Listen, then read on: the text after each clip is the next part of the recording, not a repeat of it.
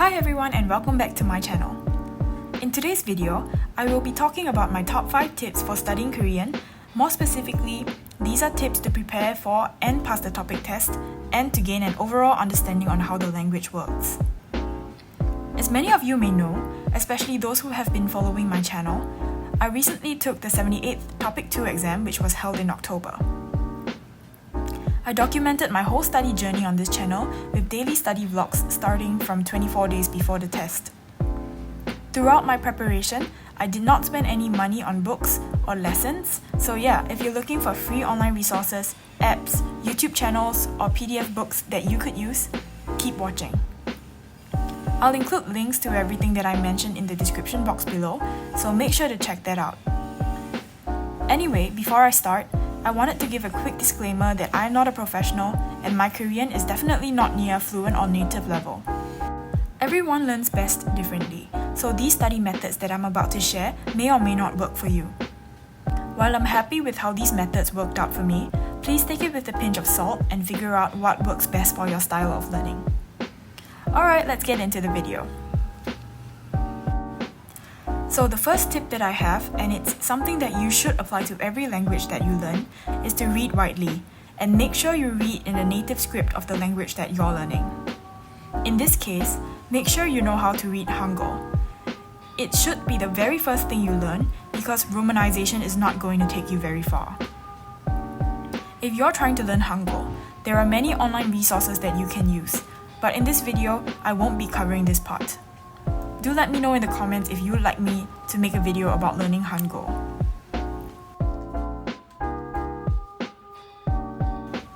Once you've learned how to read in Hangul, the next step is to expose yourself to lots of reading material, news, blog posts, or even just TOPIK test papers and subtitles on Korean programs. Just keep reading, and any material that exposes you to accurate Korean grammar and vocabulary will be helpful. If you find yourself struggling to read an article, or if you feel that the words are too difficult for you, you're doing it right.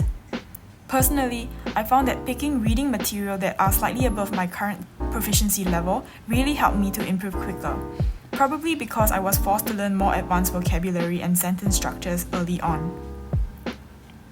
The thing about reading is that you don't have to make sure you understand every single thing the first time you read it. As one of my English teacher once taught me, your brain has the ability to decipher the meaning of tough vocabulary without the help of a dictionary. You just need to read the same word in multiple different contexts and your brain will be able to understand what it means. Of course, this only works if you read a lot. Preparing for TOPIK 2 this time, I really didn't have the luxury of time to read and study as much as I like to have. So, how I approached this was to read through articles or material and highlight the words that I'm unsure of. By the end of the paragraph, most of the time I would have already read the same word at least 3 times. And if I still had no clue what the word meant, I'd look it up in the dictionary and annotate the meaning in English on the article itself so that I can refer to it when I'm revising. As for the articles that I choose to read, well, it's a pretty wide range. This time, I relied most on past TOPIK papers to prepare for the test, so most of my reading material came from the reading section as well as model essays which I could find online for the writing section of the test.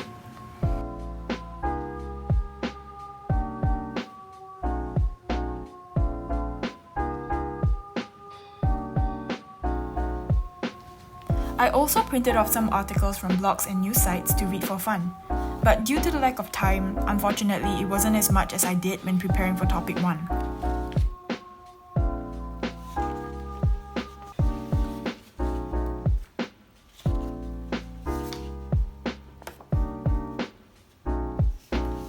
It's still a great method though. TOPIK test preparation aside, reading widely will teach you words and phrases that can improve your ability to communicate effectively, allowing you to better articulate your thoughts and more accurately express how you feel in Korean, perhaps in more localized ways that textbooks wouldn't be able to teach you. I would definitely be doing more of that when preparing for my next TOPIK exam.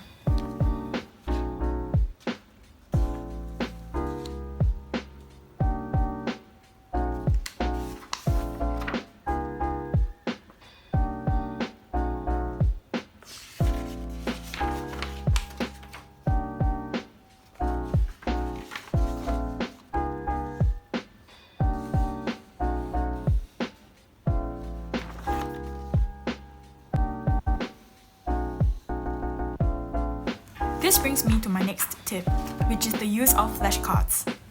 So if you followed my topic countdown videos where I vlogged my daily study journey, you would have seen me trying out a couple of apps and creating flashcards for the new words I've picked up from the topic practice papers. To be honest, I was pretty new to flashcards because back in school I never thought they worked for me. However, after playing around with different apps and creating a couple of flashcard sets on my own, I realized just how much I've been missing out on. Especially since I was preparing for topic on a really tight timeline and I had so many material to cover, including new vocabulary to learn. Flashcards worked great for me because it doesn't involve actively forcing myself to memorize things and copying out words multiple times like how I used to. Instead, just flipping through the flashcards, which showed both the Korean word and its English translation, helped me to absorb the words without even trying too hard, which is great since I was mostly studying after a full day of work with really tired brain.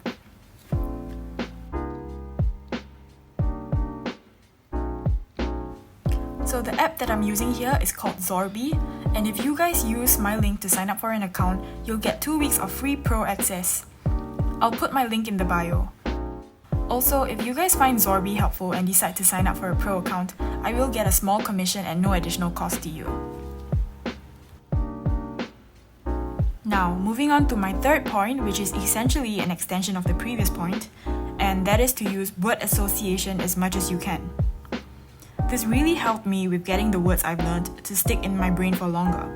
And one plus point I've realized is that if I ever forget the word in future, the chances of me remembering the word again is much higher. So what I do for this is that whenever I learn a new vocabulary, I'll try to match it to a word in another language that I know. It's a plus point if the word sounds the same. And well, for me, I guess I'm lucky that there are many similar words in the languages I know, which is Mandarin, Chinese, and Japanese. Let me give you an example so you can better understand my point.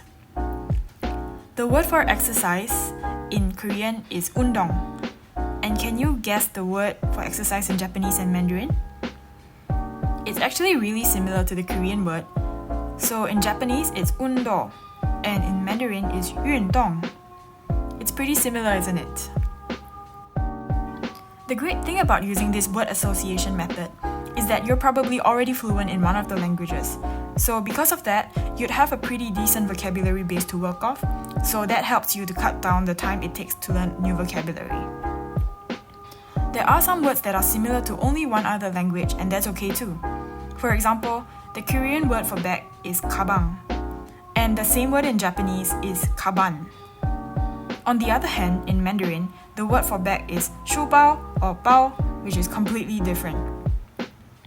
But this method could still work, so it's no big deal if it doesn't match with all three languages.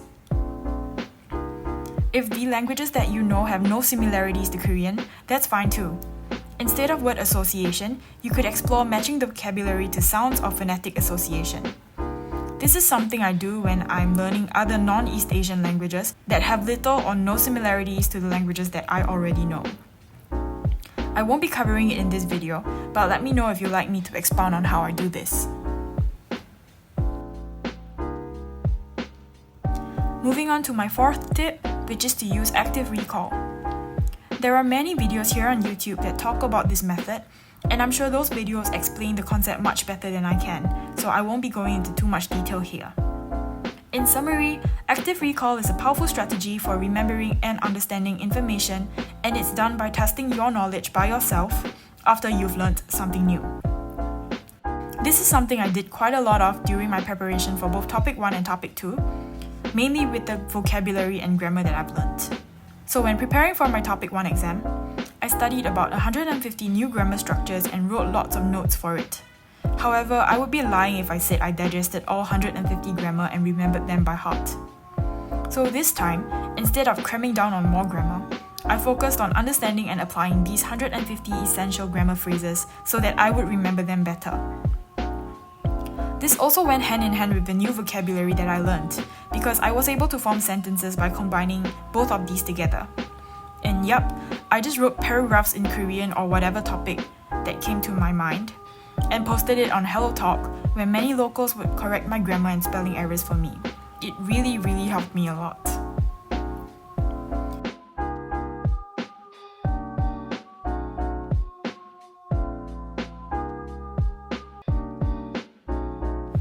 Another thing that I did that isn't exactly active recall, but was close enough for me, was to hop onto Naver Dictionary app and search up whatever new word I have learned. On there, you'll be able to read example sentences that are both formal and informal, and from a variety of different sources. This really helps because you'll get to read the word you've learned in more common phrases that can be used in your daily lives, especially with the informal examples that Naver Dictionary shows you.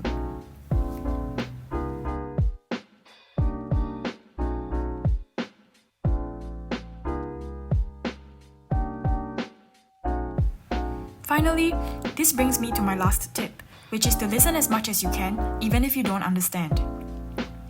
It's so important to keep listening to the language being spoken, and in many different contexts, both formal and informal. The reason why this is so is very similar to what I explained before about reading widely. Your brain will be able to pick up the words that you do know and find connections between the words you're hearing, and this really helps you to improve your proficiency level quicker. For someone like me who doesn't get a chance to converse in Korean on a daily basis, this was really helpful in improving my listening skills, even though I wasn't really consistent in doing it. It will also help you start understanding the language better when it's spoken at native speed, which is super important because the topic listening paper is pretty tough. Listen to this excerpt from one of the past topic listening exams. 다음을 듣고 물음에 답하십시오. 2번 읽겠습니다. 아역 배우로 영화 인생을 시작해서 78세의 나이로 눈을 감기까지 김민수 선배님의 삶은 오직 영화만을 위한 것이었습니다. 선배님은 배우로서 100여 편의 영화에 출연하며 특유의 개성 넘치는 연기로 우리를 울고 웃게 했습니다. 53세에는 감독으로서 첫 작품을 발표하고 이후 3편의 영화를 더 남겼습니다. 마지막으로 연출한 작품으로 국제영화제에서 감독상을 수상하기도 했지요. 뿐만 아니라 영화박물관의 대표로서 한국 영화의 역사를 기록하는 일에도 힘을 써온 누구보다 영화를 사랑하는 분이셨습니다.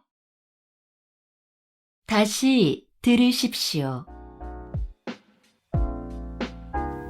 Did you understand any of it? Anyway, this sums up the 5 points that I wanted to share today. I hope you found this video helpful and let me know how your Korean study journey is going. I'll be happy to answer your questions, so do leave them in the comments below. Take care, stay safe, and I'll see you in the next video. Bye!